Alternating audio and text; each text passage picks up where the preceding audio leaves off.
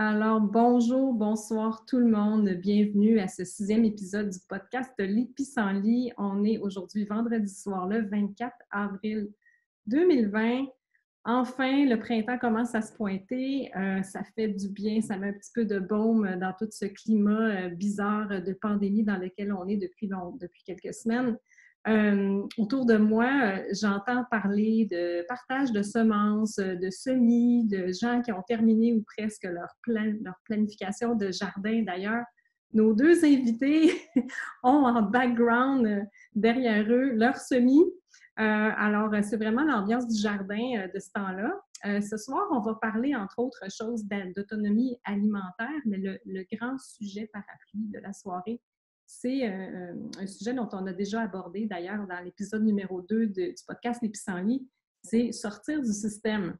Alors, nos deux formidables invités vont nous raconter comment est-ce qu'ils ont amorcé chacun de leur côté cette sortie du système qui est bien avancée, qui est en cours. Je suis un peu jalouse d'eux autres. C'est vraiment trippant ce qu'ils sont en train de faire. Alors, nos deux invités spéciaux ce soir, on a avec nous Pierre-Marc Duguay, graphiste à son compte, anciennement rédacteur d'un magazine musical, maintenant déménagé à Saint-Cuthbert avec sa blonde et un couple d'amis depuis 2 ans maintenant. Donc, Pierre-Marc s'intéresse particulièrement au PFNL, donc les produits forestiers non ligneux, dont les champignons, les arbres fruitiers, les arbres à noix. Ils ont également une jeune compagnie de fabrication de savon, de shampoing et autres produits pour le corps qu'ils ont nommé Racines Sauvages. J'adore le nom en passant, vraiment. On a aussi avec nous Mélanie Colibri, qui est partie de Verchères en 2017 alors qu'elle n'en pouvait plus de se sentir coincée sur un 9000 pieds carrés de terrain où elle n'avait pas assez d'espace pour agrandir son jardin. Elle est allée s'installer avec son conjoint et ses 3 filles à Saint-Émilie-de-l'Énergie. Donc, nos 2 invités ce soir sont du nord de la Naudière. Donc, ils se sont construits une maison autonome, à vocation écolo, donc pour adopter un mode de vie autosuffisant le plus possible. Elle a maintenant un verger de 260 arbres, quand même, hein, des arbres fruitiers sur sa terre. Elle produit son électricité. Elle espère cultiver 85% de sa nourriture bientôt. Elle est impliquée dans un paquet de projets citoyens comme l'école nourricière de son village, le marché de partage de Saint-Émilie. Elle est la fondatrice d'un collectif de mobilisation citoyenne qui s'appelle REVA. Elle est administratrice au Jardin des Passionnés dans le village voisin à Sainte-Béatrix, qui œuvre en éducation populaire. Elle gère aussi des projets personnels comme la gestion d'un groupe d'achat d'arbres fruitiers, puis elle donne de la formation gratuite sur la permaculture et les arbres fruitiers de façon à rendre accessible l'autonomie alimentaire au plus grand nombre de gens possible. Alors, c'est un épisode qui promet d'être assez intéressant. Alors, qui veut poser la première question? Je vais poser la première question. Je vais casser la glace. La liste, je n'en reviens pas à la liste de toutes les choses que tu fais, Mélanie. Ça ne s'arrêtait pas. Donc, est-ce que vous pouvez nous expliquer qu'est-ce qui vous a motivé à quitter la vie trépidante de Montréal? C'est quoi le point de départ? Qu'est-ce qui vous a déclenché de partir des avantages qu'on a en ville à autre chose, vers un processus plus lent? Et en quoi considérez-vous que vous êtes sorti du système? Petite question. Qui veut commencer? Honneur aux filles. Mélanie, tu peux commencer. Bon, d'accord. Bonjour tout le monde.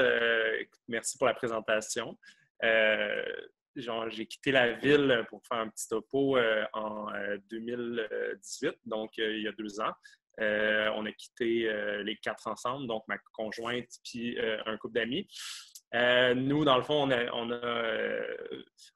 avant de faire le move, on a déménagé en colocation ensemble à Montréal pendant 1 an pour tester un petit peu le vivre ensemble, dans un environnement où on partage moins de choses. Là, dans un appartement, là, on partage le coût de l'appartement, mais c'est un peu moins demandant qu'une maison en tant que telle où on a plusieurs décisions à prendre. Fait que juste pour un petit peu s'essayer là-dedans.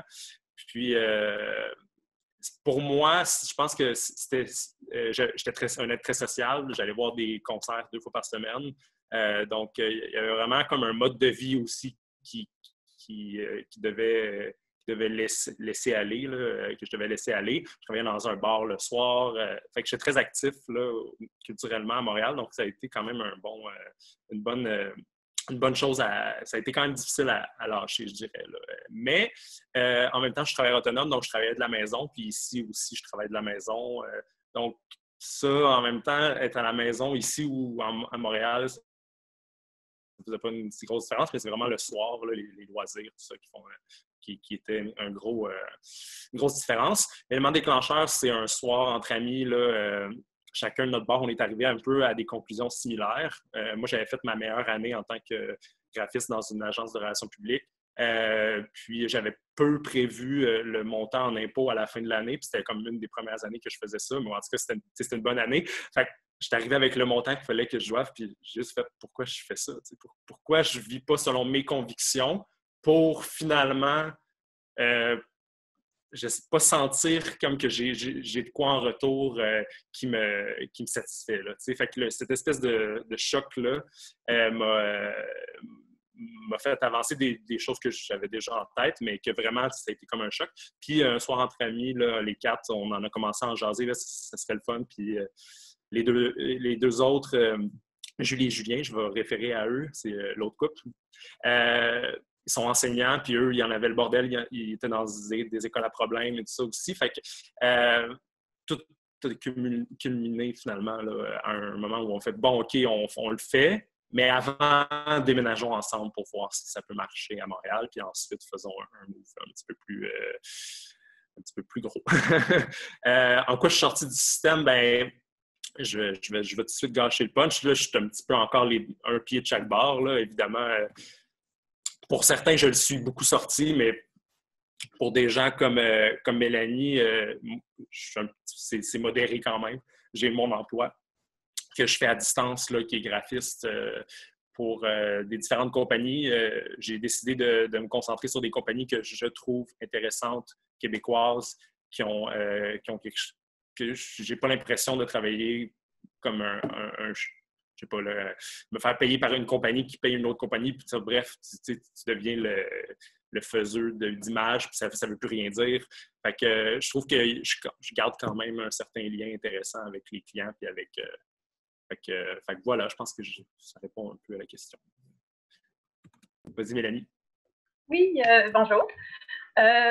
Moi, pour ce qui est là, du processus, je dirais que c'est plus une prise de conscience qui s'est fait à l'inverse. Je suis née, on dirait, puis je suis née, puis j'ai pris pour acquis qu'on était libre, en fait. Puis là, j'ai grandi, puis on m'a expliqué qu'en fait, c'était pas ça, puis que je pourrais pas faire ce que je voulais faire dans la vie, puis que j'allais être obligée de prendre un travail, puis de contribuer à cette société pour mériter mon droit de... Puis là, je me souviens que j'étais toute jeune, et puis je me débattais, puis je disais, ben non, là, ça se peut pas, là, j'ai pas besoin de vous, là, j'ai pas besoin de travailler, je vais m'arranger toute seule. Puis on me disait, ben non, Mélanie, il va falloir que tu manges. Puis, ah ben, c'est pas grave, je vais faire pousser ma nourriture, puis j'aurais pas besoin d'embarquer dans ce machin. Puis là, elle me disait, oui, mais il va falloir que tu vives. Ah, mais c'est pas grave, je vais me construire une cabane dans le bois. Puis, ben oui, mais Mélanie, forcément, il va falloir que tu l'achètes ton terrain. Puis, OK, ben je vais travailler super fort. Là, je vais économiser l'argent, je vais acheter mon terrain, je vais me construire, puis après, je vais vraiment avoir la paix. Puis là, on m'a dit, ben non, Mélanie, ça fonctionne pas comme ça. Après ça, il va falloir que tu fais tes taxes, ça va falloir que tu fais ton permis de conduire, et puis nanana. Et puis, finalement, depuis que j'ai 8 ans, je me casse la tête à me dire comment je vais faire pour me sortir de là. Donc, du coup, mon évasion, là, je l'ai planifiée depuis vraiment très longtemps. Et puis, j'étais toute petite, puis je me souviens, je regardais les adultes, puis je me disais, mais c'est quoi ce décalage entre les valeurs qu'on inculque aux enfants et la mise en pratique de ces valeurs-là? Ça faisait vraiment pas de sens pour moi.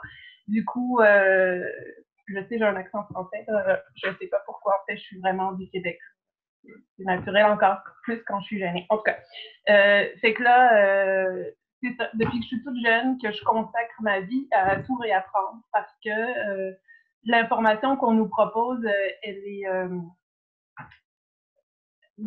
manque énormément de rigueur et de bienveillance et elle est, je pense, corrompue. Du coup, il faut réapprendre à accoucher, il faut réapprendre à materner, il faut réapprendre à s'alimenter, il faut réapprendre à communiquer, il faut réapprendre à vivre en communauté. Il faut apprendre aussi à s'abriter, il faut apprendre à se guérir, etc. Donc, voilà, la planification de mon évasion depuis que je suis toute petite. Par contre, le moment que j'ai décidé que j'allais me construire ma maison et que je partais en forêt pour vivre l'autosuffisance et le moment où j'ai commencé à construire, ça a pris 18 mois. Donc, au début, on a acheté un terrain d'hiver. La première été, on a commencé tout de suite à planter le verger. On a planté la première année 120 arbres fruitiers.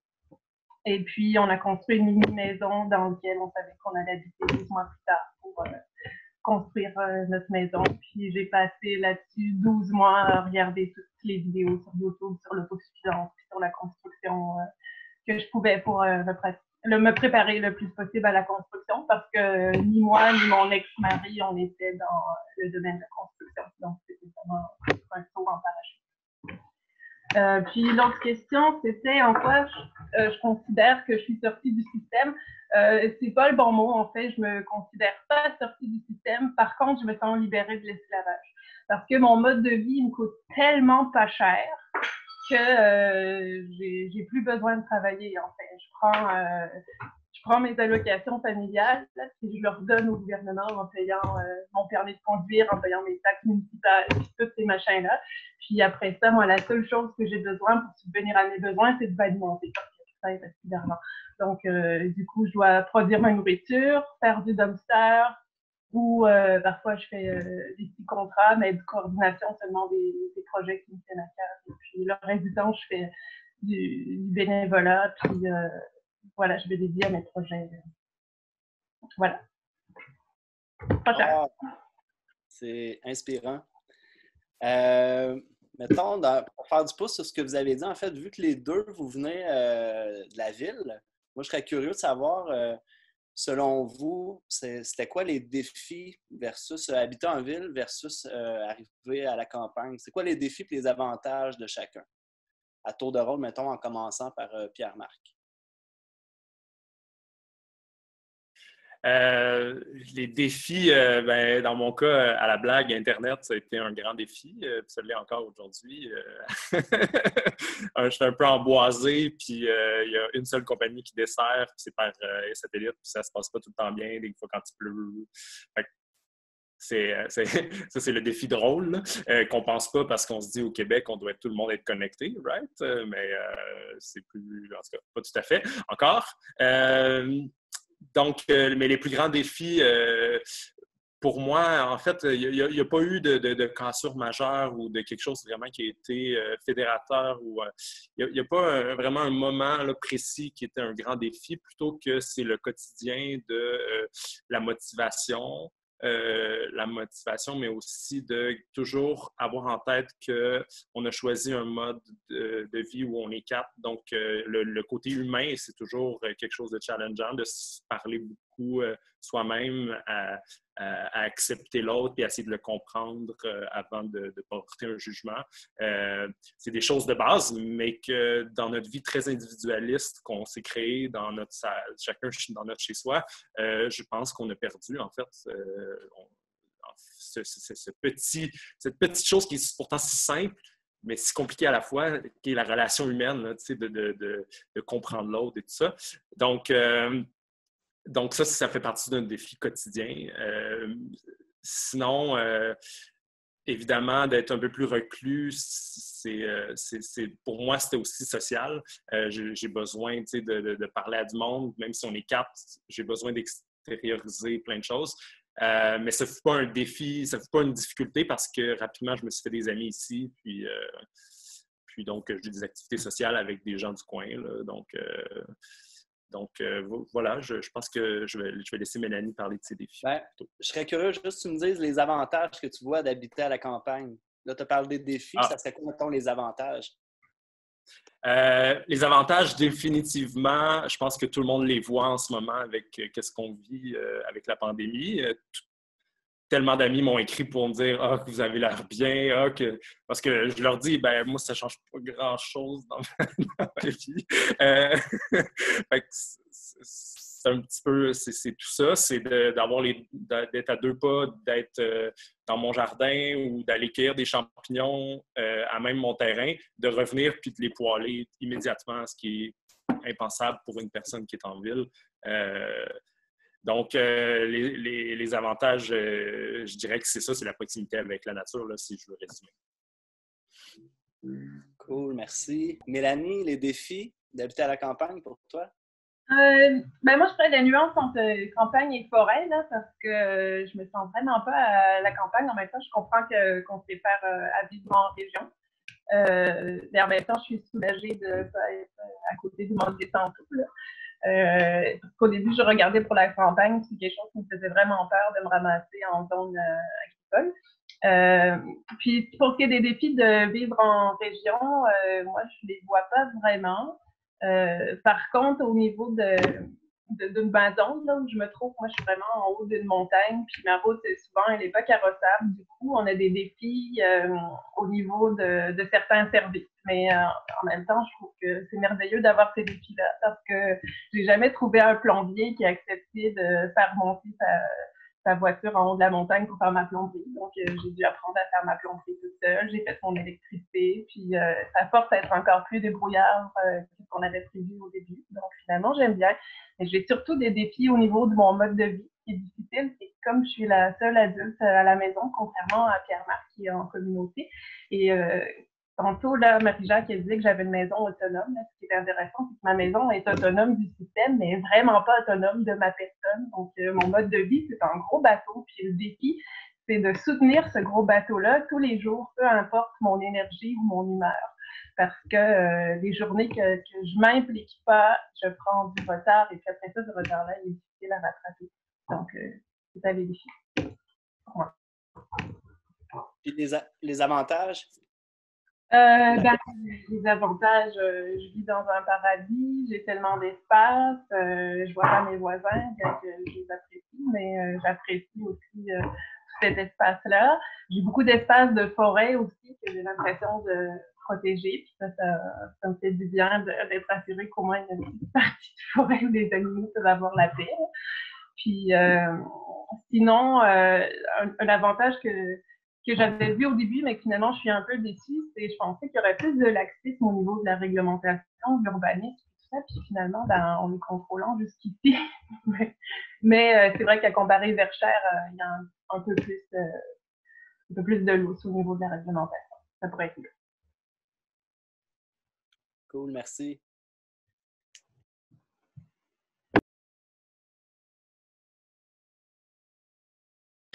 Moi, j'aime beaucoup vous entendre parce que moi, j'ai fait ce move-là il y a un petit peu plus longtemps que vous autres. Puis j'ai l'impression même que je ne suis pas autant sortie du système que vous, peut-être dans certains aspects. Mélanie, je trouve ça génial, l'autonomie alimentaire que tu recherches et tout. Mais est-ce que tu te sens un peu coincé des fois parce que c'est une grosse responsabilité, finalement, de se retrouver tout seul avec une maison, puis un paquet de choses. Moi, des fois, je me sens un peu... je peux pas partir. Je me sens comme attachée après ma maison.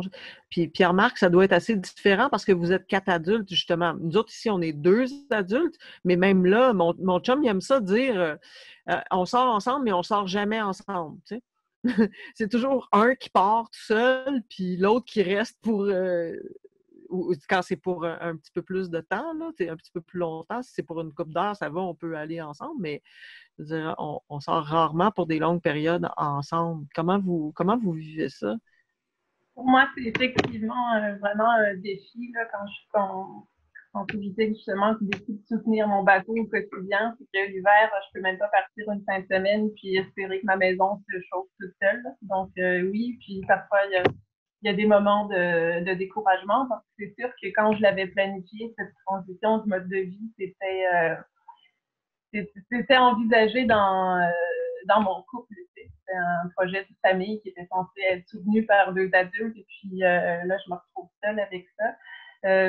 Mais par contre, en même temps, c'est la seule option pour moi. Je me verrais vraiment pas être ailleurs. Donc, même les journées que je trouve ça super difficile puis que j'en ai un peu marre de ma maison qui n'est pas terminée de construire après encore 2 ans parce que je suis vraiment écœurée de faire de la réno, je me vois pas ailleurs. Je trouve que le sacrifice vaut vraiment la peine parce qu'on devient de plus en plus confortable. Mais c'est sûr, j'ai pas beaucoup de liberté. Là. Il faut vraiment être plus sédentaire que nomade pour adopter ce mode de vie-là, sinon ça ne convient pas vraiment. Mais pour toi, Hélène et Mélanie, et peut-être toi, Pierre-Marc, c'est quoi qui fait que vous ne pouvez pas partir vraiment de la maison, à part juste faire chauffer la maison? C'est des concepts qu'on ne sait pas toujours forcément avec des maisons classiques ou quand on vient de ville.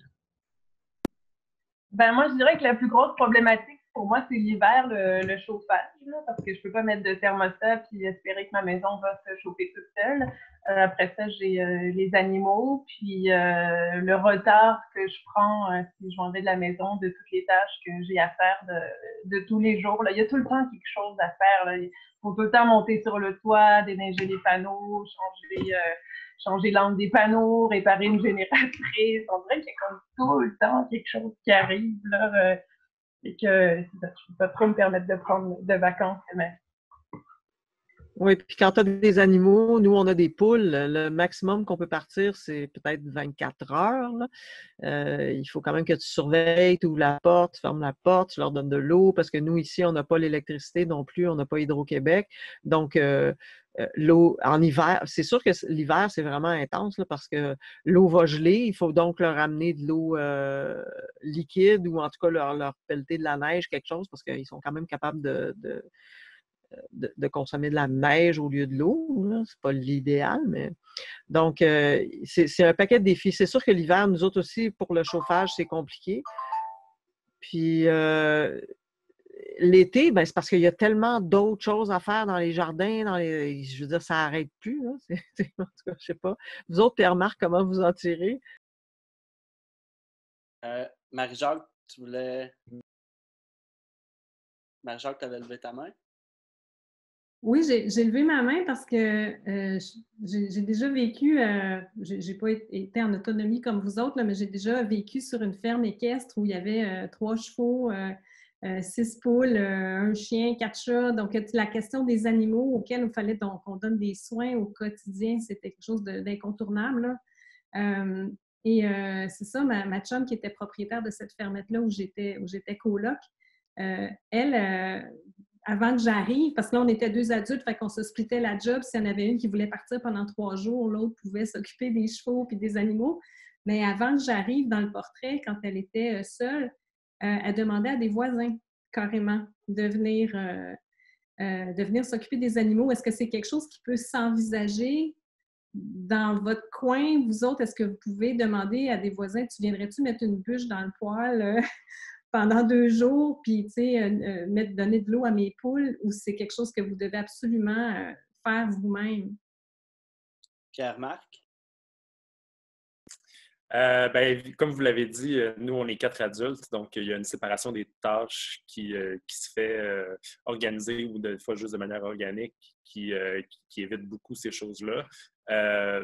Les principaux, pour répondre un peu à Guillaume, là, le poêle l'hiver. Donc, nous, on a une fournaise extérieure qu'il faut alimenter au bois. Évidemment, il faut le faire comme le soir et le matin. Les poules aussi. Si je peux peut-être te donner un truc, Hélène, je ne sais pas, peut-être que depuis tu as géré ton problème, mais nous, on s'est pris un petit bloc d'alimentation qui, à partir de -7, il part, puis on s'est juste pris un bol d'eau qui chauffe l'eau. À partir de -7, l'eau commence à chauffer, puis il y a une lampe dans le poulailler qui s'allume. Donc, ça nous aide. Mais il faut quand même y donner de l'eau. Il faut quand même aller leur donner de l'eau, mais au moins, ils ne gèlent pas. Et t'es pas relié à Hydro? Comment? T'es pas relié à Hydro pour ça? Je suis tout à fait relié à l'hydro. Oui, mais pour le bloc d'alimentation, ça fonctionne comment, ta lumière? Moi, en hiver, je n'ai pas suffisamment de puissance pour être capable d'allumer une lampe là, dans le poulailler. Ouais, c'est ça. Moi, je suis relié à l'hydro, fait que c'est pas un problème là, dans mon cas. Je m'excuse. Mais tout ça pour dire que nous, on va dans la famille à ma copine pendant une semaine à Noël. Ben, on peut le faire parce on a les colocs qui sont là. Puis s'ils partent, ben nous, évidemment, on passe nos vacances là, ou nos déplacements, on les fait pas en même temps. Fait que ça, c'est sûr que ça aide là, d'avoir 4 adultes à faire. Moi, j'ai la problématique que souvent les routes ne sont pas carrossables, puis les voitures, là, une voiture normale, ça ne monte pas chez nous l'hiver. Fait que ça, c'est sûr que ça me réduit beaucoup les gens qui pourraient venir m'aider. Et puis, en plus, c'est pas tout le monde là, qui savent faire des feux dans un poêle à bois. Là. Je sais que ça a l'air con, là, mais les gens qui ont... Ça fait plusieurs années quand même là, qu'on a des cailles électriques puis des thermostats. Là, fait qu'il y a un enseignement à faire aussi quand on demande à des gens de venir s'occuper de nos maisons, parce que nos maisons ne sont pas conventionnelles. Quoi, fait que c'est pas super évident là, de trouver des gardiennes de maison non plus. Noémie? Oui. Dans le fond, ma question, elle a été pas mal répondue depuis tantôt par rapport aux défis de chacun, les défis d'adaptation. Fait que j'irais directement à une question pour Mélanie. L'adaptation des enfants, ça s'est fait comment, ça? Ben, mes enfants, là, moi, ils sont vraiment belles. Puis c'est sûr que la pomme, elle tombe pas loin de l'arbre, comme on dit. Puis que depuis qu'ils sont toutes jeunes, qu'ils baignent dans cet esprit-là de scepticisme. Puis quand on habitait encore à Verchères, ma grande qui avait commencé la maternelle à l'époque, elle a vraiment vu le décalage rapidement quand elle rentrait à l'école, puis qu'elle a vu ce qui se passait à l'extérieur de notre bulle familiale, parce qu'elle n'était jamais allée, elle pas allée à la garderie, mais les enfants, je les gardais à la maison. Et ils ont vite compris qu'il y avait un décalage. Puis finalement, quand on est parti pour s'installer dans la forêt, ça faisait juste du sens pour elles. Puis les enfants, qu'est-ce qu'ils voient de leurs parents?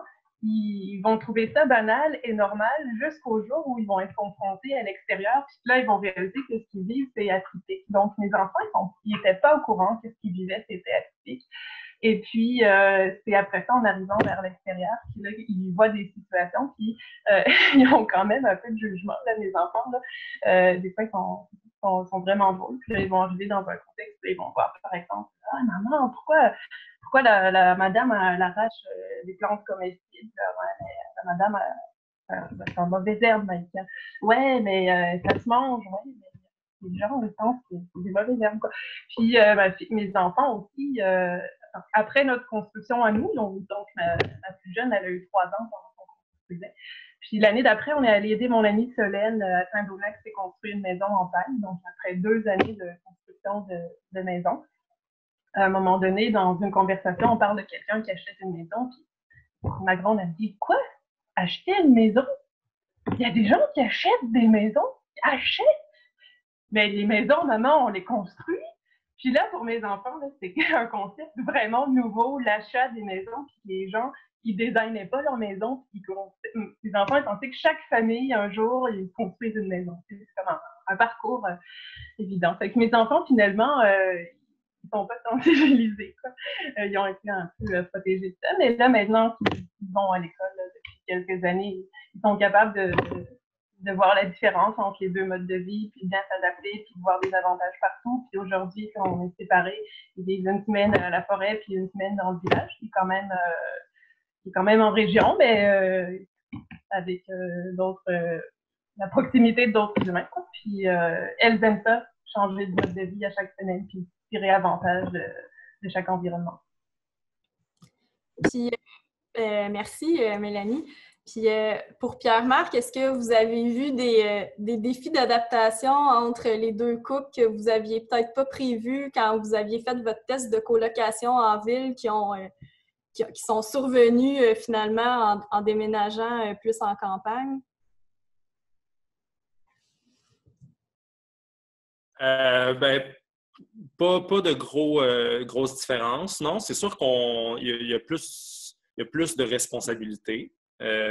Donc, là, c'est plus qui fait la vaisselle quel soir, c'est plus comme qui s'occupe des ruches, c'est qui s'occupe du poêle, c'est qui s'occupe, tu sais, parce qu'on peut un peu tout faire, mais il y a certaines personnes qui sont moins bons à tout faire, puis il y a des personnes qui aiment ça porter main forte un petit peu dans chacun des domaines. Puis c'est vraiment d'essayer de trouver un petit peu la place de tout le monde, c'est ça le défi. Puis aussi, en m'emmener, comme on a des nouveaux projets qu'on voudrait entamer, mais là, c'est de dire, OK, ben moi, j'aimerais ça m'en occuper de ce projet-là. Donc, c'est plus à ce niveau-là, je dirais. Ça répond à ta question.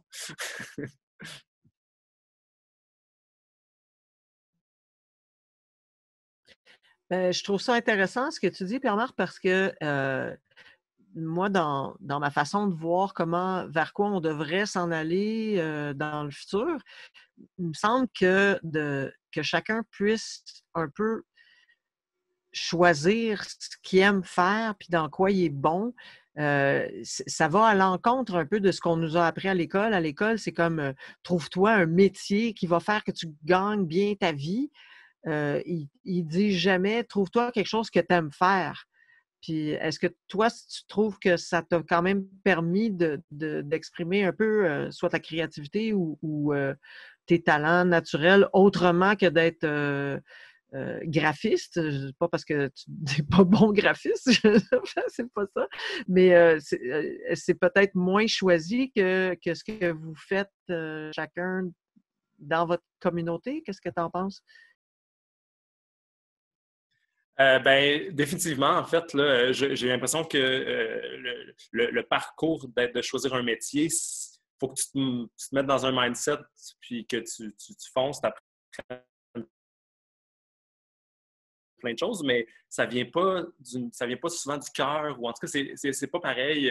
Comme là, j'ai commencé, quand j'ai commencé à m'intéresser aux champignons en arrivant ici, ben, juste le fait de sortir, la récompense, puis je veux en apprendre plus parce qu'il y a comme une répercussion directe, en fait, là, avec ça passe de la forêt à l'assiette immédiatement, puis la récompense avec tout le monde qui apprécie, tout ça. Fait que il y a quelque chose de vraiment gratifiant, puis c'est vrai pour nous tous, là. Julien, il s'occupe, c'est surtout lui qui s'occupe des ruches. Ben, tu sais, il a appris plein de choses sur les abeilles, puis il s'en occupe, puis il y a cette gratification-là quand je mange du miel chaque matin. Tu sais, de voir comme, hey, j'ai appris quelque chose, puis la résultante de ça, c'est que la personne avec qui je vis, elle en profite chaque matin. Tu sais, fait qu'il y a comme un sentiment, en fait, c'est vraiment plus émotionnel, il y a un attachement émotionnel à tout ça, plus que le métier, finalement, que tu te dis, ouais, ben, il faut que je trouve une façon de payer des bills, puis là, il faut que tu fasses un choix. Tu sais, le métier, c'est ça. Moi, j'ai une question pour Pierre-Marc. Je suis curieux de savoir, tu disais, en ville, tu allais voir des spectacles, tu travaillais à n'importe, j'imagine que tu avais un gros cercle social là-bas. Quand tu es parti en campagne, tu as dit au début que tu avais commencé, tu avais même eu des activités ou quelque chose, là. Comment tu as réussi à créer des liens avec ceux du coin où tu es rendu? Puis, comment tu trouves le monde de la campagne, le monde de Saint-Cuthbert que tu as rencontré? Puis tout, faut être honnête, là. C'est une excellente question. Il y a évidemment des rencontres en fait, la plupart sont hasardeuses, puis c'est la beauté de la chose. J'ai un groupe de jeux à Saint-Jean-de-Matas, Saint-Denis, où on joue à des jeux de société une fois par semaine. C'est déjà quelque chose qui est une passion pour moi. Je travaille dans un bar à jeux de société à Montréal. Puis de juste de voir qu'il y a des gens aussi ailleurs qui ont d'autres passions, mais que je ne suis pas obligé d'être en ville puis qu'il y ait 10 000 personnes qui aient cette passion-là. J'ai juste besoin d'en trouver un groupe. Puis c'est arrivé par hasard là, sur un groupe Facebook que quelqu'un m'a invité à une soirée jeu, puis boum, c'est arrivé. Ça, c'est une des occasions qui s'est présentée. Puis finalement, ce sont devenus des amis. Et ben, ça donne que dans ce groupe d'amis-là, il y a des gens qui travaillaient au Jardin de l'Écoumène où ma copine travaille aussi. Fait que finalement, je me suis rendu compte rapidement que tout le monde se connaissait un petit peu. Fait que d'un groupe d'amis, finalement, se mélange un autre groupe d'amis. Puis moi, des fois, je vois des gens dans un certain contexte. Après ça, je les revois dans un autre contexte avec ma conjointe. Ou dans un des contextes, on parle d'autonomie alimentaire puis d'arbre à noix, puis dans l'autre contexte, on se parle de jeu. Puis il y a eu ces opportunités-là qui se sont créées. Aussi, à Saint-Cuthbert, j'ai été vraiment charmé. En fait, nous, on n'avait aucune attente. Là. Je ne connaissais pas Saint-Cuthbert.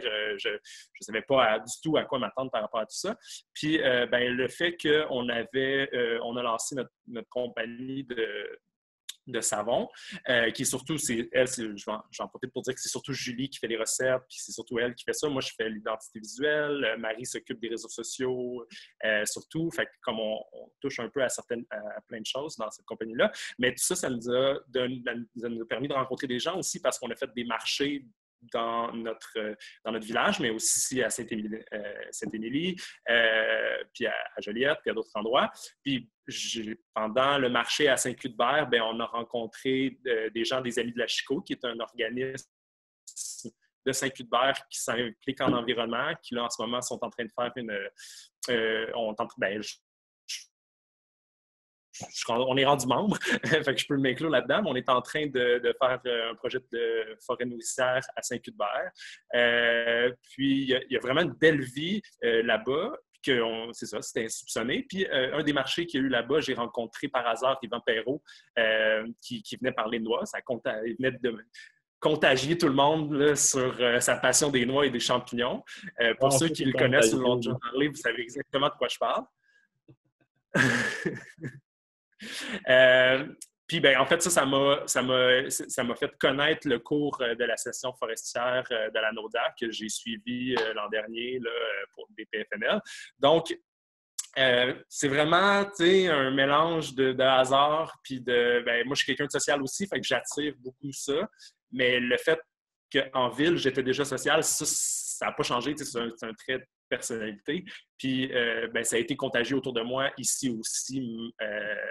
Même s'il y a moins de monde, ça fonctionne quand même. Il y a encore des gens qui se parlent. Mais si je peux aller un peu plus loin dans la question, on parle quand même pas beaucoup à nos voisins directs. Fait qu'on est vraiment allé vers... On a rencontré des gens avec qui on avait des affinités. Fait que les gens des Amis de la Chicot, j'ai pas l'impression que j'ai besoin de refaire le monde là, quand je leur parle. Fait que déjà, j'ai beaucoup d'affinités directement avec eux. Pas qu'avec les voisins, ce ne serait pas le cas, mais on dirait qu'il y a moins... C'est pas encore fait, en tout cas. Peut-être qu'un jour, ça va aller plus loin, mais pour moi, c'est pas encore fait. OK. Puis, Mélanie, toi, ça fait... c'est plus récent, là, ton arrivée à Saint-Émilie. As-tu réussi à créer des liens avec soit ton entourage ou le monde tes voisins ou dans la ville, quelque chose? Je sais que tu as beaucoup de projets. Là, dans la liste du début, tu t'occupes de faire quelque chose.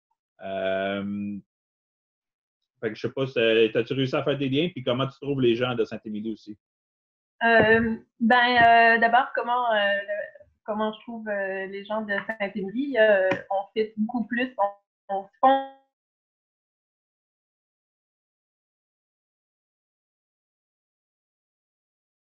Est-ce qu'on l'a perdu? On l'a perdu, je pense. Je sais pas. Ouais. Aïe, aïe, aïe. C'est arrivé dans un autre réunion Zoom où on l'avait perdu en plein pendant qu'elle parlait. Écoute, on peut peut-être continuer avec des questions à Pierre-Marc en espérant que Mélanie puisse se joindre à nous de nouveau. Si je peux peut-être rebondir pour essayer une nouvelle question là. On parle de sortir du système et avoir ces relations sociales avec des gens qui sont un peu à l'extérieur. Ça implique toujours de prendre la voiture et donc d'utiliser de l'essence et donc de réparer sa voiture et qui fait que ça reste quand même comme, bien sûr, on a toujours un pied dans l'un et dans l'autre, mais c'est ça. Comment on arrive à vraiment sortir du système sans être relié trop et attaché. Voilà, vous comprenez la question. Ben oui, ben en fait, je vais répondre personnellement parce que Mélanie, je suis sûr que ça serait une autre réponse. Là. Mais moi, comme je disais au début, c'est vraiment j'ai un pied de chaque barre. Puis mon intention dans ça, ben, c'est aussi de rester accessible puis d'essayer d'inspirer, influencer les gens autour de moi qui n'ont pas du tout fait ce choix-là encore. Et il y a vraiment une question de j'ai pas le goût. Notre processus, c'est pas nécessairement de vouloir atteindre l'autonomie alimentaire 100%, mais vraiment plutôt d'inspirer les gens à re-questionner d'où viennent leur nourriture, puis pourquoi ils sont plus capables de rien faire, pourquoi ils sont plus capables de se faire à manger, puis qu'il faut qu'ils commandent au resto tout le temps, pourquoi, juste re-questionner ces choses-là. Je pense que ça part d'une réflexion personnelle, puis la meilleure façon que les gens commencent à réfléchir par ça, c'est vraiment de voir des exemples. Puis, j'ai pas besoin d'être un exemple parfait. En tout cas, c'est ma réflexion à moi, là. Mais moi, j'ai pas besoin d'être un exemple parfait d'autonomie alimentaire puis d'être off the grid complètement. Juste que les gens viennent ici me voir puis voir comme qu'il y a cette tentative-là puis ce processus-là. J'ai l'impression que, ça leur fait peut-être un peu moins peur, mais aussi j'ai l'impression que ça les inspire de manière positive à re-questionner leur quotidien. Puis je pense que personnellement, c'est ça un petit peu ma quête, de juste essayer de créer de l'inspiration à travers tout ça. Donc, je me permets de prendre la voiture pour aller voir des amis parce que je trouve que ça participe à ces choses-là. Évidemment que je ne la prends vraiment pas souvent, puis évidemment qu'il y a tellement de choix écologiques qu'on fait que mon empreinte est très basse, mais justement, je peux me permettre de faire certaines choses puis de garder ce lien social-là pour, rendre ça positif puis influencer positivement les gens. C'est intéressant ce que tu dis, Pierre-Marc, parce que je me pose la question des fois pourquoi je suis restée quand même un pied dans le système, dans le sens où, tu sais, j'ai encore Internet, j'ai encore une voiture, effectivement, entre autres parce que c'est pas, on est loin d'être autonome en bouffe, entre autres, là. Mais il y a des gens qui me disent « Ah oui, mais tu prends ta voiture pour aller chez le producteur, puis le producteur, il est à 50 km de chez toi, tu sais. » Hey, c'est beaucoup d'essence, ça, là. Sauf que moi, quand je pars une fois par semaine ou une fois ou 2 semaines, puis que je fais le tour des producteurs, puis que je fais peut-être 100 km dans ma journée, la nourriture que j'achète, elle vient exactement de là. Elle n'a pas fait 3000 km pour se rendre là dans le magasin, tu sais. Fait que t'as beau dire que ton magasin, il est à 5 km de chez vous ou même au coin de la rue, puis que tu y vas à pied, tu dépenses quand même plus d'énergie à y aller à pied pour acheter des choses qui viennent de l'autre bout du monde que nous autres ici à campagne qui allons acheter chez le producteur puis qui utilisons du pétrole. En tout cas, moi, je le vois comme ça. Puis l'autre truc que tu dis, c'est l'inspiration. Moi, je ne l'avais pas fait pour ça au départ. On est resté en contact avec les gens parce que on se disait qu'il y en avait qui voudraient peut-être profiter de ce qu'on avait, de notre expérience, ou en tout cas de ce qu'on avait fait pour eux autres pouvoir le faire aussi, mais pas nécessairement dans un côté d'inspiration, juste dans un côté d'aider les gens à pouvoir le faire. Mais finalement, effectivement, ça se développe beaucoup. J'imagine que c'est ça que tu vois toi aussi. Les gens te contactent et disent « Ah, je veux faire comme ça, c'est tellement cool, qu'est-ce que vous faites? » Puis moi, je sais que des fois, je regarde ça et je dis « Mon Dieu, je me trouve tellement poche de qu'est-ce que je fais? » En tout cas, je ne sais pas comment tu te sens par rapport à ça, là, mais je trouve ça intéressant, ton point de vue. Oui, j'ai le syndrome de l'imposteur continuellement, en fait, là, mais ça, professionnellement aussi, en tant que graphiste, souvent on l'a. Mais on ne se sent jamais assez bon pour qu'est-ce qu'on est, en fait. Là. Puis j'ai quand même fait la paix avec ça. Là. J'ai pas, comme je disais, on n'a pas besoin de faire les choses parfaitement. Là. À un moment donné, il y avait quelque chose qui partageait sur les réseaux sociaux qui était comme on a plus besoin d'1 million de personnes qui font à moitié bien du zéro déchet qu'une personne qui le fait parfaitement. Il y a l'effet du nombre qui est beaucoup plus important que toi si tu es parfait puis que tu ne te permets rien. Là, en vivant à 4 aussi, si je peux rebondir là-dessus, c'est qu'il faut respecter aussi les limites de chacun. Si moi, je voulais qu'on soit 100% de grid puis que je travaille vraiment fort pour là-dessus, mais que ce n'est pas le désir des autres, c'est juste pas être à l'écoute de mon entourage puis de mon environnement, puis c'est bien pire dans ce cas-là. Je dis pas que c'est le cas, là, mais sur certaines choses, moi, je serais prêt à aller plus loin, puis sur certaines choses, d'autres personnes sont prêtes à aller plus loin. Donc, c'est vraiment d'essayer de faire un accord harmonieux entre ces différentes volontés-là aussi.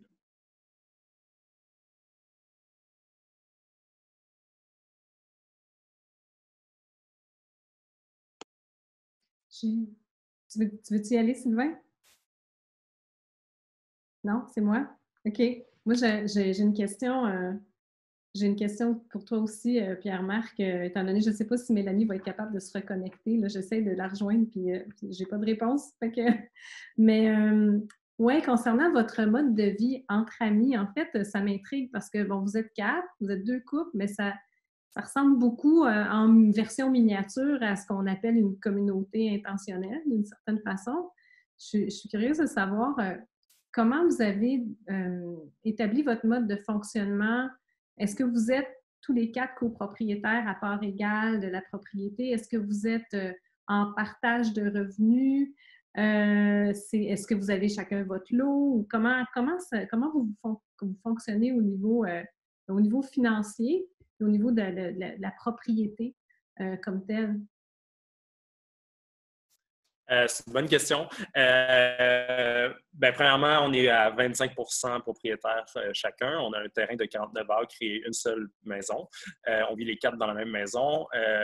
C'est une maison presque à air ouverte, là, à part les chambres, évidemment, sur 2 étages. Puis on vit chacun sur le même étage. Le deuxième étage, c'est le garage dans lequel je suis en ce moment, où c'est à moitié un atelier de savon, à moitié un atelier de semis le printemps, puis le reste relégué un petit peu à l'arrière, l'atelier d'outils. Donc, on a vécu... Ouais, je perds mes idées. On a vécu... on vit à 4... Voyons, j'ai perdu l'idée. C'est quoi déjà la question? Un classique. Je m'emporte dans une... C'est ça, je voulais savoir comment vous vous organisez au niveau financier. Donc, tu as répondu à ma question par rapport à la propriété. Ouais. Vous êtes propriétaire à 25% de chacun un quart de la propriété, mais au niveau des revenus, comment vous vous organisez? Est-ce que vous avez chacun votre revenu ou est-ce que vous êtes en revenu partagé? Donc, au départ, on était complètement séparés. Puis là, tranquillement, chaque couple s'est mis en partage, ce qui est quand même assez, j'imagine, assez commun là, chez les Québécois, ou en tout cas des gens que je connais. Mais on n'a pas mis notre argent à 4 ensemble. Mais on en a déjà parlé comme que ça pouvait être le cas si quelqu'un en avait plus de son emploi ou voulait vraiment se consacrer à fond dans un de nos projets. On est ouvert à l'idée que ça puisse être possible, mais ce n'est pas encore le cas. Ce que je peux répondre par rapport, pas juste financièrement, mais à l'organisation que tu parlais aussi, là, ça m'est revenu pendant que tu parlais. Pour moi, c'est un des gros avantages, puis c'est souvent ce que les gens retiennent le plus aussi, là, au-delà de l'autonomie alimentaire, c'est vraiment le côté humain, c'est que chaque soir de la semaine, on a un souper à faire, puis on s'en occupe un à la fois. Fait que tu as un souper à faire une fois par semaine. Puis ça, c'est une des choses qui nous donne du temps incroyable, là, parce que là, en ce moment, avec la pandémie, tout le monde est un petit peu plus à la maison, sauf ma conjointe qui travaille au Jardin de l'Écumène, qui est un service essentiel. Puis,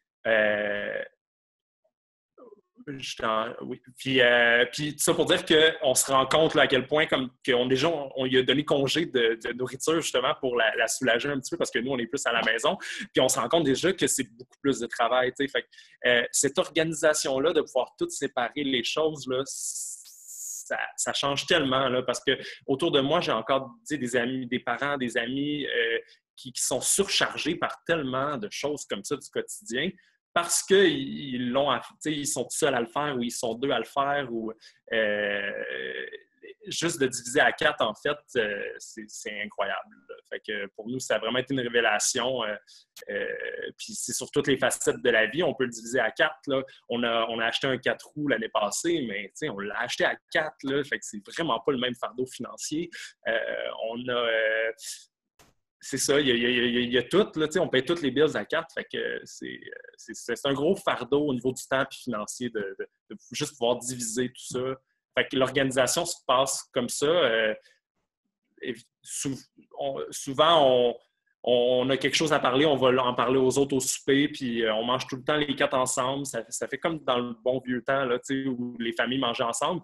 Notre famille est reconstituée, là, on mange tout le temps les 4 ensemble, puis les discussions se passent là. Puis évidemment, c'est démocratique, mais c'est pas lourd en démocratie, c'est très organique là, comme façon de procéder. Cool. C'est super inspirant. Ça me fait penser un petit peu à ce que Audrey Boisvert nous avait décrit aussi, La fille du manoir de Passepébiac. Là, il y avait quelque chose d'un peu semblable. Dominique, je pense que tu avais une question. Non, c'était justement sur la prise de décision, mais il vient quand même de pas mal répondre. Là, je me demandais s'il s'organisait soit des conseils, quelque chose. Mais là, je comprends qu'au souper, les choses se disent puis les décisions se prennent là. J'ai vu Jean-François lever la main aussi.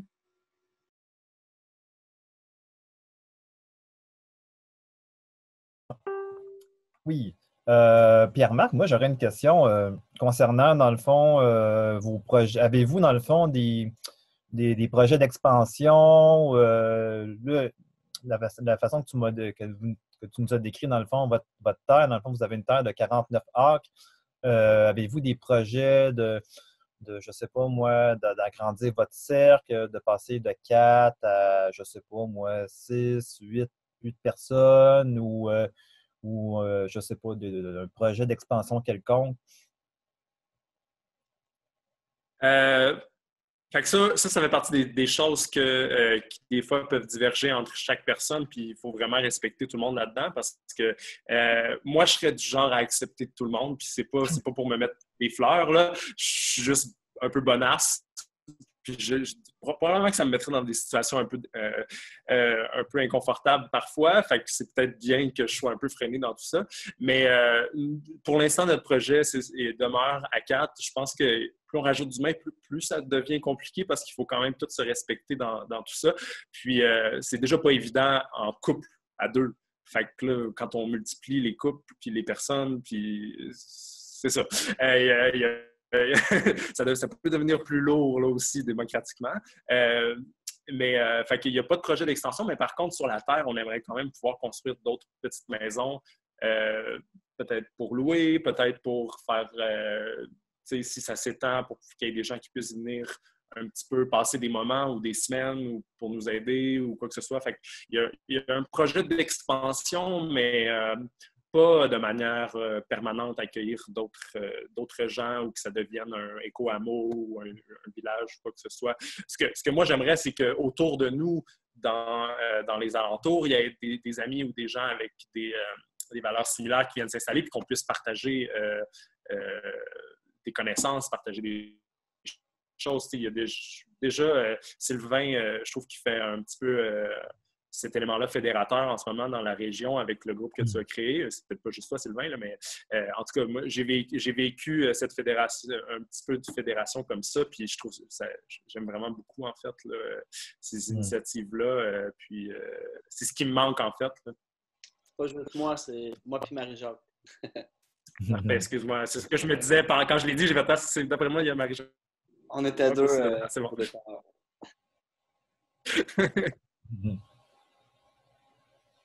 Ça répond à la question. Merci, Pierre-Marc. Ouais, moi, j'aurais une question, mais pour Sylvain et Marie-Jacques. Je sais que je sors un petit peu du lot et des gens qui sont invités, mais Mélanie n'est toujours pas revenue. Tu nous avais parlé un peu, Sylvain, que vous vouliez peut-être, avec Marie-Jacques et d'autres personnes, commencer un projet de communauté intentionnelle. c'est quoi la volonté principale et qu'est-ce qui vous sensibilise par rapport au dialogue de Pierre-Marc? Écoute, moi, c'est un projet que j'ai, ça fait 15 ans, mais qui est mort il y a 15 ans, en fait, là, qui a passé proche de naître, parce que j'ai hérité d'une terre dont je ne suis plus propriétaire maintenant. C'est mon frère là, qui est propriétaire, mais quand j'ai hérité de la terre, quand mes parents sont décédés, j'ai voulu faire une communauté ici, puis ça a été très compliqué. Là. Je passais plusieurs fois devant la commission de territoire protection agricole. J'ai jamais réussi à faire des zonées parce qu'on est zoné vert ici. Ouais. Et puis, mais à cette époque-là, avec ma copine, c'était clair pour moi que je voulais vivre en communauté. En fait, j'ai toujours aimé... en fait, c'est ça. J'avais ce désir-là d'habiter proche d'autres gens avec qui je partageais des valeurs, partager en fait tout, pas tout, là, mais partager les choses matérielles, partager les tâches, avoir des projets communs. Puis c'est ça. C'est quelque chose que j'ai mis de côté. Puis là, depuis, je dirais, à l'époque, j'avais lu le livre Vivre autrement. Puis là, je me le suis retapé l'année passée. Puis ça a ça a ramené tout ça. Tu sais, quand on lit ce livre-là, ça a l'air bien compliqué. Puis je le vois que c'est un gros défi. Mais c'est quelque chose que j'aurais le goût quand même d'expérimenter.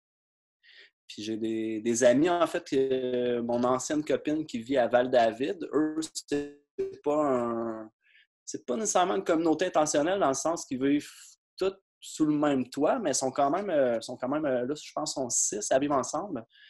Et puis, tu sais, ça fonctionne très bien. Ils ont trouvé des modes de fonctionnement où est-ce que ça marche, là. Fait que c'est ça. Moi, vivre proche de la nature, avec d'autres gens, avoir des projets tripants, ça reste que... Là, c'est un projet qui a été réactualisé un peu en jasant avec Marie-Jacques l'automne passé, là. On s'est lancé l'idée, puis Marie-Jacques est intéressée aussi. On est même allé visiter une place. Là, on brûlait pas mal d'étapes en allant visiter une place tout de suite, mais on s'est dit ça va nous permettre de rêver, puis on le prenait comme vraiment un exercice. On va voir une place, on se fait une tête sur ce qu'on a vu là. Je vais laisser Marie-Jacques peut-être faire du pouce sur c'est quoi ses motivations.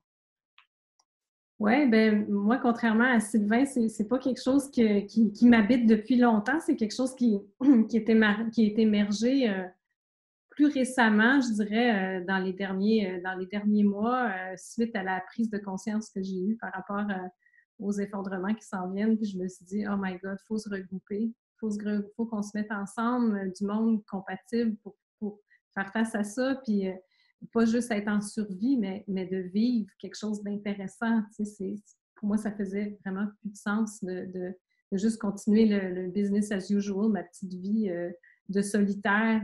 Tu sais. Donc, quand Sylvain m'en a parlé, ça l'a fait comme « Oui, ça me tente d'explorer cette idée-là. » Fait que, c'est sûr qu'en ce moment, on est juste dans le monde des idées. Puis j'ai commencé la lecture aussi du fameux bouquin de Diana Leaf, Christian. Puis oui, ça a l'air... effectivement, un gros contrat compliqué et tout, mais en même temps, pourquoi pas, tu sais, une étape à la fois. Puis c'est ça, on a fait l'exercice, comme disait Sylvain tantôt, d'aller visiter une propriété qui était pas loin, justement, à Saint-Didas, qui se serait prêtée comme de façon extraordinaire à ce genre de mise en commun-là d'un groupe de personnes, puis qui aurait eu plein de potentiel aussi de te faire grandir le projet, puis oh my God, ça fait rêver, c'est fou, là. Puis le pire, c'est que c'est encore à vendre. C'est ça que j'allais dire, c'est encore à vendre. C'est encore à vendre. Puis là, je me dis, il faudrait qu'on accélère les machines un peu, mais tu sais, on est 3 en ce moment, peut-être 5, c'est pas clair. Fait qu'il faut qu'on trouve d'autres mondes pour... à 3, on ne serait pas capable d'acheter ça, je pense pas, ou surtout pas de l'entretenir. C'est quand même un gros truc, là. Mais oui, c'est ça. Moi, c'est exploratoire, mais c'est ça. Mais je suis willing à en reparler, Sylvain, n'importe quand. Là.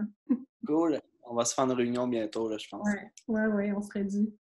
Pierre-Marc, tu avais une question? Ben en fait, il y a quelque chose que tu as dit, Marie-Jacques, qui m'a vraiment résonné. Est-ce que vous m'entendez bien? Faites juste un signe de... Oui, OK, c'est beau, parce que j'ai eu un alerte qui disait que c'était instable. OK, il y a quelque chose que tu as dit qui m'a résonné, c'était après un certain effondrement, de non seulement survivre, mais d'avoir du temps de qualité. Puis, il y a toute cette question-là que je trouve qu'il faut faire vraiment attention, en fait. C'est de pas que ça devienne individuel, la façon de régler le problème. Il y a tout un mouvement survivaliste que vous connaissez assurément, qui, moi, me fait plus peur que d'autres choses. J'ai pas le goût que chacun, on ait peur un de l'autre, puis qu'on fait juste comme prendre plein d'éléments puis les garder pour nous, faire l'écureuil, tu sais.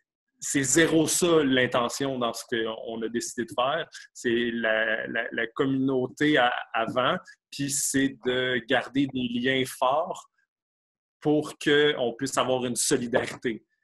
Ça, c'est la chose la plus primordiale, je trouve, dans tout ce qui peut être comme de qu'est-ce qui va venir après le capitalisme. C'est la première chose qu'il ne faut pas faire, c'est de ne pas s'individualiser dans ça. Hélène, je pense que tu voulais faire du pouce sur ce que Pierre Oui, moi je veux intervenir. J'ai horreur qu'on traite les survivalistes d'individualistes parce que les humains ne peuvent pas survivre tout seuls. Puis il n'y a pas tant de survivalistes que ça. Il y a l'espèce de stéréotype du survivaliste américain qui a son bunker avec ses cacanes. Mais si vous vous posez la question de combien de temps il va être capable de toffer avec ses conserves, vous allez voir que après 1 an, il va commencer à faire dur, c'est clair. Moi, je me considère relativement survivaliste parce que je crois qu'il y a des effondrements qui s'en viennent, puis qu'il faut se préparer. Puis je donne des cours avec les primitifs, puis Corvux, puis je donne des cours de permaculture. Puis je m'excuse, mais il n'y a personne là-dedans qui considère que c'est possible. Si tu veux vraiment survivre comme la survie en forêt, tu es peut-être capable de passer au travers jusqu'à temps de retrouver de tes copains. Là. Puis ça peut être intéressant, mais je pense pas qu'il y a personne dans ce groupe-là qui considère que vivre en tant qu'être humain, c'est d'être pogné tout seul dans le bois à manger des bourgeons de sapin. Fait que, puis de se défendre des autres qui voudraient arriver manger bourgeons de sapin en tirant du gun sur eux autres. Fait que j'aime vraiment pas qu'on parle de survivalisme de cette façon péjorative-là. Il faudrait peut-être trouver un autre mot, mais c'est une des raisons pourquoi j'aime beaucoup parler de tribu, que d'autres n'aiment pas. Ça a d'autres côtés péjoratifs aussi, mais je pense que c'est ça, il faut réinventer les histoires, il faut réécrire les histoires de ce qu'on veut avoir au bout de la ligne, puis il faut utiliser les mots qui existent puis qu'on a, puis peut-être les redéfinir. Je pense que c'est ça qui peut être intéressant, puis je trouve ça vraiment important, ce que tu dis, Pierre-Marc. Effectivement, j'ai jamais prétendu que je m'en venais vivre ici à la campagne tout seul dans ma maison. Nous autres aussi, on était partis 2 couples, sauf que l'autre couple, il n'a jamais parti. On s'est retrouvés juste un couple. Fait que c'est ça. Mais il y a toutes sortes de possibilités. Sylvain, tu voulais continuer là-dessus? Oui, je voulais rebondir parce que, en fait, je comprends les 2 points de vue. Mais ce que je voulais dire, c'est que je comprends la définition que Pierre-Marc emploie parce que c'est la définition... Tu sais, je pense que c'est pas mal mainstream. Dès qu'on parle de survivalisme, c'est pas mal associé au mouvement américain qui vient, en tout cas, beaucoup des États-Unis puis qui prônent les guns, qui prônent... Au Québec, on a... Tu sais, il y a différents mouvements dans le survivalisme. Je t'avoue que je suis ça pas mal. Je suis sur une couple de groupes. Et puis, moi, ce que j'ai observé, c'est que dans pas mal de groupes que je participe jamais aux conversations, là, mais... ça prône quand même beaucoup l'individualisme, en fait, dans ces groupes-là. Là. Je dis pas... Les primitifs, j'ai fait des formations avec, je trouve que leur approche est géniale. Là. Ça n'a rien à voir, mais dans pas mal de groupes, ça parle de... En tout cas, pendant la pandémie, je te dirais que j'ai coupé une couple de ces groupes-là parce que ça parlait de violence, là, même. Là. Fait que je pense qu'il faudrait trouver un autre nom, en fait, que survivalisme. Un nouveau mot, du néo... non, les post-vivalistes. Non, mais effectivement, je suis bien d'accord à trouver un nouveau nom. Il y a un documentaire, j'ai vu, c'est trippant. Je pense que c'est un Belge ou un Suisse qui vient au Canada plusieurs mois par année, là, dans le Yukon et tout. Puis lui, en fait, il donne des cours, puis ce qu'il dit, c'est, il dit, moi, j'enseigne le vivalisme. Il dit, les survivalistes, je veux me dissocier de tout ça parce que c'est un courant qui prône beaucoup l'individualisme, la survie. Il dit, moi, ce que j'enseigne aux gens, c'est de vivre en forêt, de vivre avec les ressources. Fait que j'aimais beaucoup ce terme-là, les vivalismes. Je trouve que ça a quelque chose de plus positif peut-être que survivaliste. Bon, je ferme la Je suis parenthèse. d'accord pour essayer ça. Ouais. C'est ce que dit maintenant de plus en plus Pablo Servigne sur ça, c'est Ouais. qu'il est passé du survivalisme au vivalisme. Vivre, simplement. Mais c'est effectivement un peu négatif de dire survivre parce que ça a définitivement une connotation de manger des bourgeons de sapin là, au lieu de s'attraper un bon petit lapin. Là. Fait que, ouais, non, je suis effectivement, mais je pense qu'on a à trouver des nouvelles façons de fonctionner, puis s'inventer des nouvelles histoires, des nouveaux mots, puis je pense que c'est là où on est rendu, puis c'est ça qui est important, puis c'est ça qui est le fun de jaser avec toute votre belle gang. Fait que va falloir se trouver un mot pour conclure, parce que Mélanie n'a pas l'air d'être proche de revenir. Puis, oui, Marie-Jacques, tu voulais continuer là-dessus? Ben en fait, j'ai des nouvelles de Mélanie qui m'a écrit sur Messenger. Elle n'a pas pu se reconnecter parce que sa connexion Internet est trop mauvaise. Puis en fait, ben, ça fait partie des avantages de vivre loin à la campagne des fois.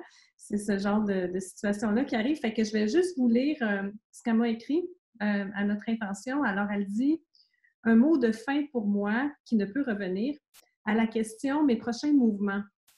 Faire des fins de semaine camping d'immersion au mode de vie chez moi et utiliser mon verger pour passer de la formation théorique à la pratique. Pour ce qui est des conseils qu'elle donnerait, mettons, aux gens qui voudraient, qui rêvent de se sortir du système en allant à la campagne, pour ce qui est de l'autosuffisance, mon conseil serait lancez-vous. Préparez-vous, oui, mais n'attendez pas de tout savoir pour commencer. On apprend beaucoup plus par la pratique. Le meilleur temps pour planter un arbre, c'est hier, surtout un arbre fruitier. Pour ce qui est du déménagement, j'aurais plus une réflexion plutôt qu'un conseil. Qu'est-ce qui arrive si une grande partie des gens quittent la ville pour s'installer en région? Est-ce que ce serait plus judicieux que la forêt réintègre les villes? Ça, je trouve ça assez intéressant parce qu'il y a eu une petite discussion sur Facebook, justement, avec une personne qui est membre de Collapso Québec qui réagissait à l'annonce de notre podcast de ce soir puis qui disait « Oui, mais pourquoi pas rester en ville? Est-ce qu'on ne peut pas faire des choses aussi en ville? » En tout cas, c'est un autre sujet.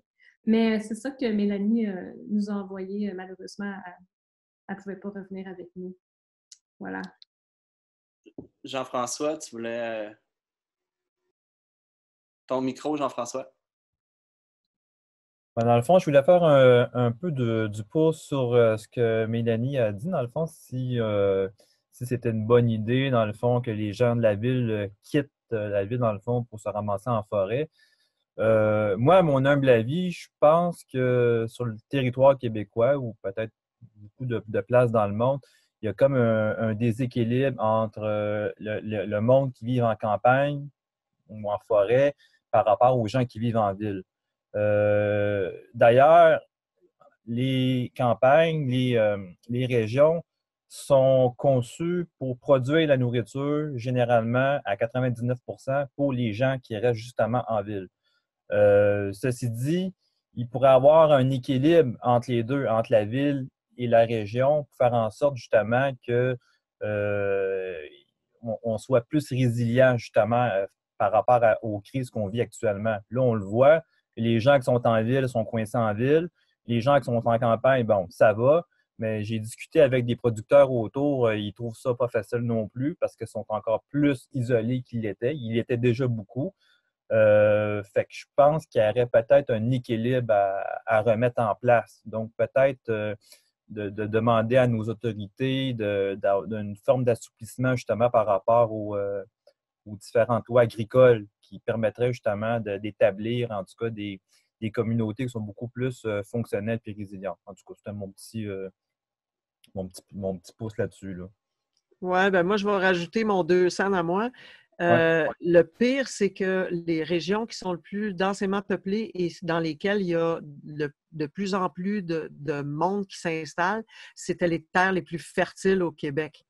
Alors, moi, ce que je prône, là, si j'avais une licorne, c'est tout le monde devrait déménager dans le nord ou plus proche, plus en bordure du nord, où justement, c'est pas des terres arables, c'est pas des terres faciles, puis qu'on utilise les terres au sud, dans la vallée du Saint-Laurent, pour produire la bouffe au lieu de faire des golfs, puis des grosses cabanes, puis des buildings, puis toutes sortes d'affaires.